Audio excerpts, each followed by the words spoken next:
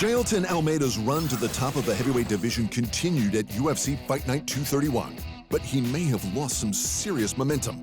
While he did dominate the dangerous late replacement fighter Derrick Lewis, he did it with top control, and that's about it.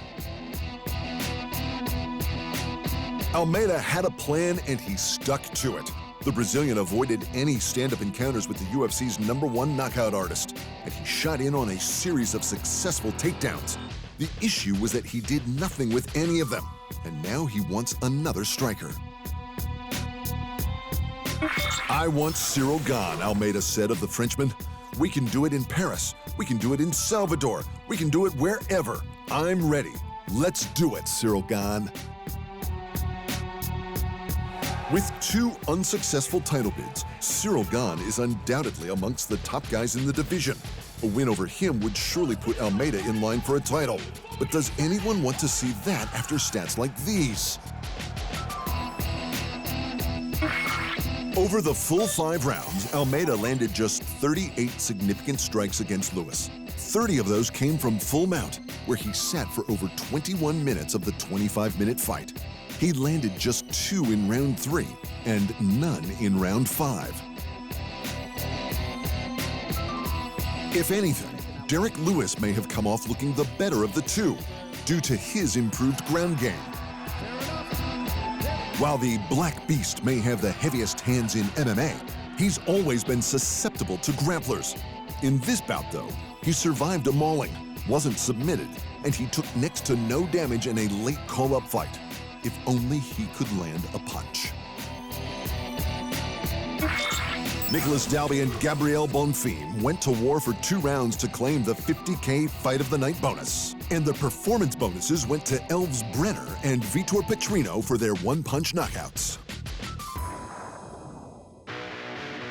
In other UFC news, Amanda Nunes may finally get a successor for the women's UFC bantamweight title 7 months after announcing her retirement. One-time title contender Raquel Pennington and the surging Mayra Bueno Silva will fight for the vacant title at UFC 297 this January 20 in Toronto, Canada.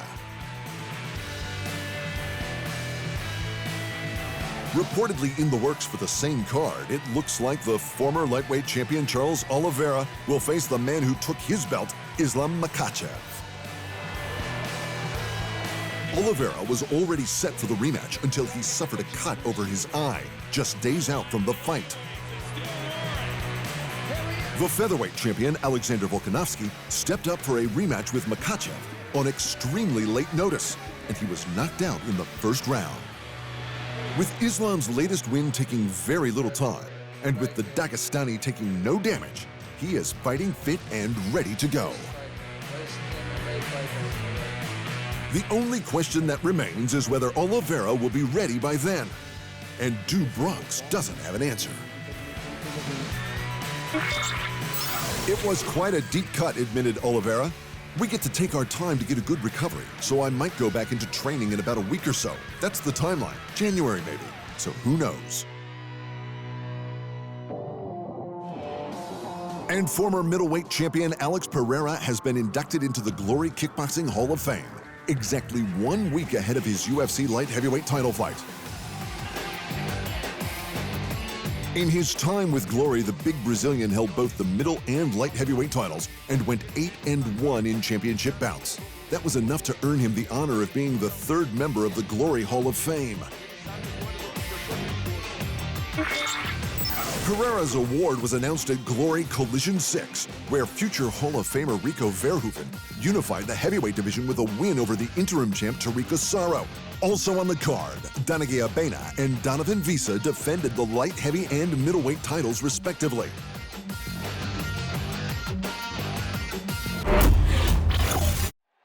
Thanks for watching, and remember, if you want more fight sports in your life, just hit the subscribe button.